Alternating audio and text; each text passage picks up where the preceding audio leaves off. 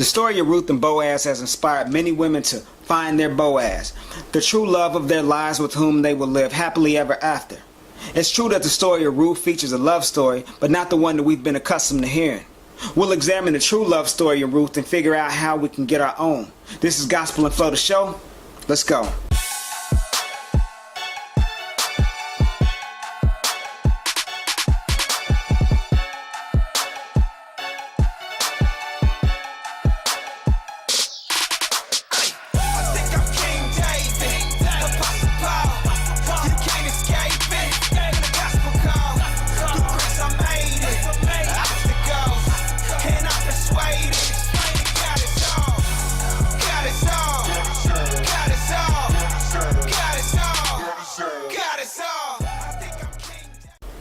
Every little girl dreams of finding her Prince Charming, being swept off her feet, and living happily ever after. Then she wakes up. Not the day. She realizes that Prince Charming doesn't exist, even when a guy has the best intentions, and happily ever after is not an actual thing. And if it were a thing, it wouldn't be dependent upon her relationship status. Ain't nobody got time for that. Children, especially girls, are indoctrinated into the chosen ideology very early. Disney movies tell them if they look and act a certain way, make their life's goal to be attractive to men, then a man will find them worthy enough to marry, impregnate, and have them take care of those children and his house while he goes out to conquer the world. This antiquated and backwards thinking has destroyed the self-esteem and image of many young women and thwarted their life's purposes. Girls following the blueprint of generations past have set out to be chosen, only to be discarded when the chooser chooses someone else. Unless I'm labeled a male feminist, I have to make a disclaimer. I think that men and women are purposefully unique and each has their strengths and weaknesses. I believe in some gender and family roles that are God ordained. What I don't believe in is that a little girl must make it her life's goal to be married and have children by 25, and if she doesn't, her life is a complete failure. God made human beings to be in relationship with himself and each other. God created the institution of marriage and family, and both can serve his purposes, but there is not a mandate on either. The Bible calls marriage honorable and says that a man that finds a wife finds a good thing. It says that God created marriage for the purpose of filling the earth with godly children.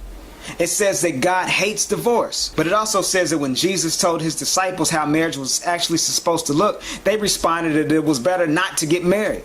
The Apostle Paul, who never married, advised against marriage because he knew it wasn't easy.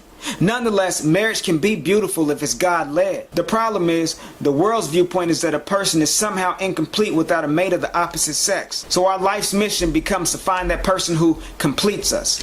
The only thing that two incomplete people make together is a complete mess.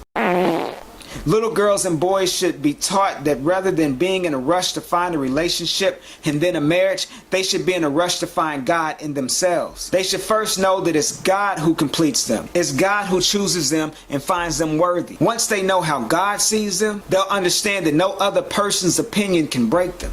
No other person's decision to leave or stay invalidates who they are as God's child. We should teach our children to take time to get to know themselves as adults and be comfortable with themselves before they seek the comfort of another individual. Cause I love me. What if you'd done things the way God prescribed?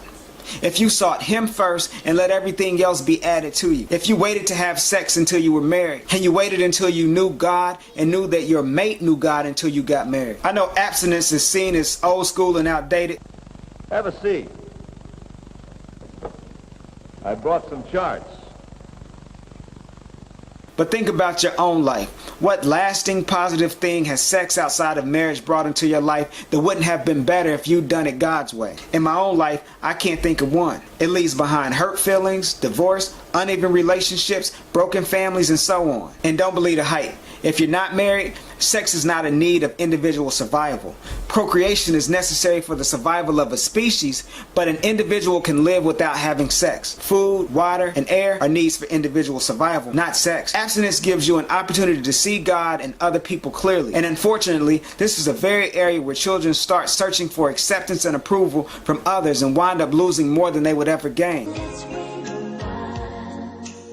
This concept of Prince Charming is not limited to the world's view either. Good religious church folk have their own happily ever after fairy tales also. For many particularly pious people, the Bible's answer to Prince Charming is a man named Boaz, and Cinderella is a woman named Ruth. I believe that the story of Boaz and Ruth was a love story, but that love had nothing to do with that of a man, but of a woman and her love for God and her mother-in-law and God for his people. As the story goes, an Israelite woman named Naomi and her husband moved to the land of Moab because of a drought in Israel. While in Moab, Naomi and her husband had two sons who married women from Moab, Ruth and Orpah. Over the course of time, Naomi's husband died, then both of her sons. Due to the social customs of that day, a woman who became a widow was often left in poverty if she didn't have sons. There wasn't social security or pensions to help support widows or orphans, so their lives were often made worse following the death of the male in the family. Heartbroken and in a foreign land, Naomi decided to move back to Israel. She told her daughter-in-laws to move back to their parents' homes, find new husbands, and live well. At first, both women refused to leave Naomi, but eventually Orpah relented and left. Ruth, however,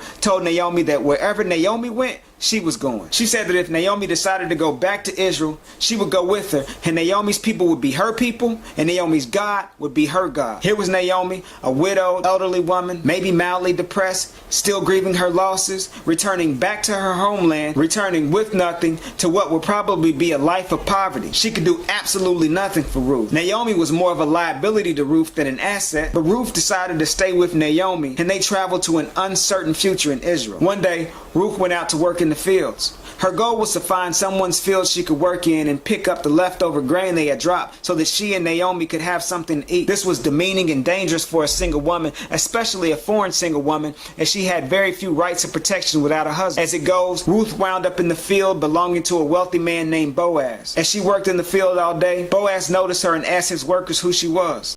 Hey, who that is? They explained that she was a woman who had come back with Naomi. Boaz told Ruth to not work in anyone else's field, but to come and work with his women workers and to get water as she needed. Hey, look here, Shouty. I want you right here with me, Shouty. He also told the men who worked for him not to bother her. Ruth, overcome by Boaz's generosity, questioned why he was so kind to her. Oh, why you being so nice to me? Boaz told her that he had heard how she had moved back to Israel with Naomi and the care and concern she had shown for her. Boaz went on to give Ruth grain and food to eat, as well as much food to take home. When she got back to Naomi, Naomi was surprised at how much grain and food she had. Ruth told her that she had worked in the field of a man named Boaz.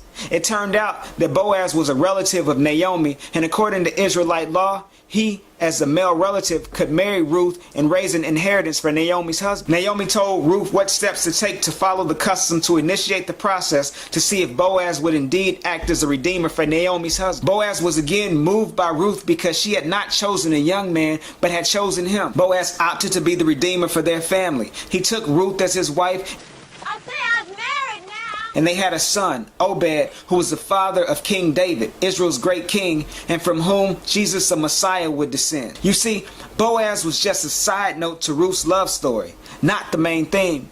Because of Ruth's love for Naomi, God and Boaz loved Ruth. It was Ruth's character and work ethic that gained her attention.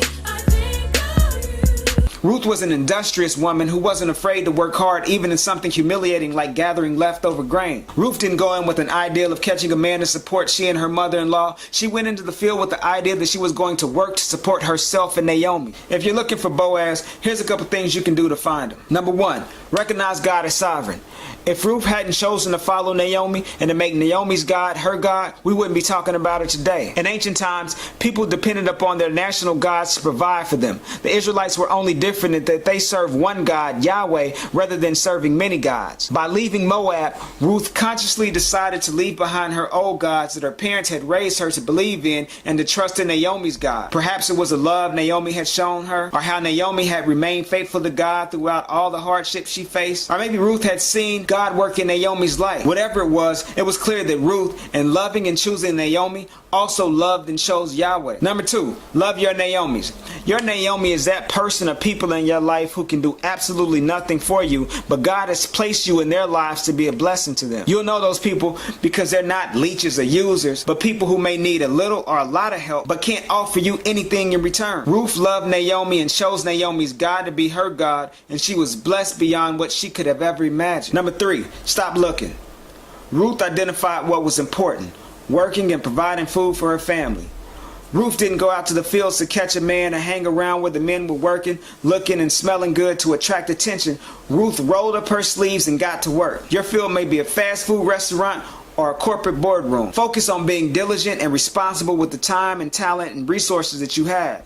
Become God-dependent and self-sufficient. So if Boaz does or doesn't notice you, you'll be alright. The story of Ruth also mirrors our own story. We were Naomi and Ruth, spiritually broken and poor, and Jesus acted as our Boaz to redeem us from a life of sin and guilt. Because of God's love for his people, he provided our kinsman redeemer and Boaz's descendant, Jesus. If you love God, love and respect yourself, love and care for other people, use your talents and abilities diligently, your life will be happily ever after, with or without a man. Lastly, if you're not discerning, you could miss your Boaz. Boaz didn't consider himself the best catch for Ruth, and if Ruth were superficial, she would have missed out. If Ruth wanted the young, fun, tall, handsome dude and based her decision solely on the exterior, she would have not been checking for Boaz. But since she was a woman of character who knew the value in character, she was blessed.